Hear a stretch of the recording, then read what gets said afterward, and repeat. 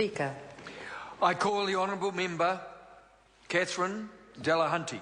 Tēnā koe, Mr. Speaker. Tēnā koe, Mr. He mihi ki te whare, he mihi nui ki te ngati tapu me nai tāmara rawaho o Tauranga Moana tēnā koutou. I'd like to also acknowledge the member who brought the bill to the House. This is an important day, and it's great to have a process whereby this issue can be progressed, given the way that it has struggled in other forums and how important it is to the people of Tauranga Moana, a beautiful area of the country full of natural resources, but regrettably not shared with the original tangata whenua who are still struggling for basic justice today. All of my colleagues in the House today have clearly outlined some of the fascinating history around this very good example of what I would call the 3 M's of colonisation: the military, the mass and the missionaries. Those 3 M's have had an important role in the colonisation process and are intertwined deeply in our history. The purpose of the missionaries, as is described in this bill, was evangelisation of the heathens. They managed to get to Aotearoa to carry this out in the 1830s, and they were sincere in their belief that what they were doing was going to be beneficial. At the heart of the missionaries, and I've read a number of the diaries of the Williams families and other missionaries, is a deep-seated belief that they were superior, a deep-seated belief that they were bringing something that people who hadn't heard this message should hear, but also that they were superior. And that superiority created a lot of problems for them. And it goes right back to Henry Williams and the signing of Te Treaty o Waitangi, where Henry Williams, who was a fluent Maori scholar, took an interesting approach to Articles 1 and 2. However, this bill is more specific than that. It's not just about Te Treaty, it's about what happened in Tauranga Moana at Te Papa in the Tauranga Mission Station. I read last night some of the life of Alfred Brown, who was the missionary who came in 1838, 3 years after the mission was established, after he had converted a very famous rangatira Wiramu Tamahana Tarapipipi of Waharoa.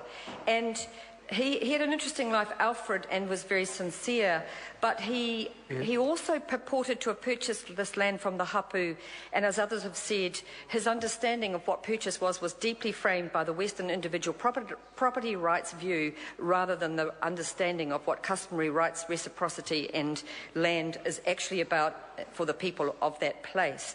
And therefore, so Alfred's role in the Tauranga Mission Station is fraught with contradictions, as are those of many missionaries around Aotearoa at the time.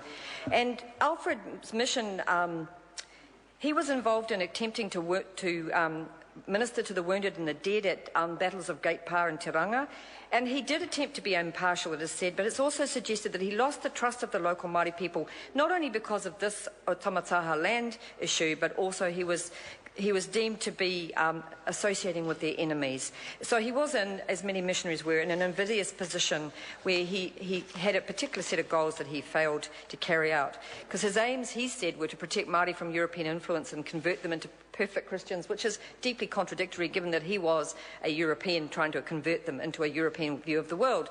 Such is the complex world of the missionaries. The missionaries also in Aotearoa, not necessarily Alfred, who was quite moderate in his acquisitions compared to some. For example, the Williams family acquired vast quantities of land, and on the East Coast they still own that land. So they certainly benefited alongside the military and alongside the mass who migrated in obtaining wealth, power, privilege, and it's only right now that this bill begins to redress some of that.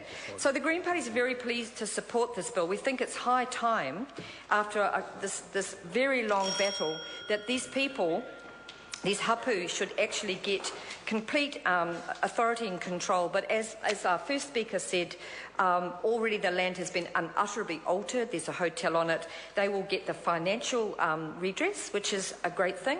However, they will never get what they lost, and it'll never be returned in the state that they lost it. So that money is always helpful, but mana is also important, which is why although the Waitangi Tribunal was very clear, they then had to go through a long process to get to this point that we're in today. So it's really important. I'm quite sorry I'm not on the Select Committee. I think that this is a privilege to hear these stories. It's a privilege to be presented with this information by tangata whenua coming to this Parliament. I know that they'll get a good hearing at Select Committee. I have faith that this bill will actually take these people to a better place. I look forward to the wider issues that Honourable Nanaia Mahuta referred to in terms of the settlement of Tauranga Moana, and we fully support this bill so that the mass, the military and the missionaries can no longer dominate anyone's land in Aotearoa. I call Andrew Williams. Thank you, Mr. Speaker. I take a call on behalf of New Zealand First with the New Zealand Mission Trust Board, Otamataha.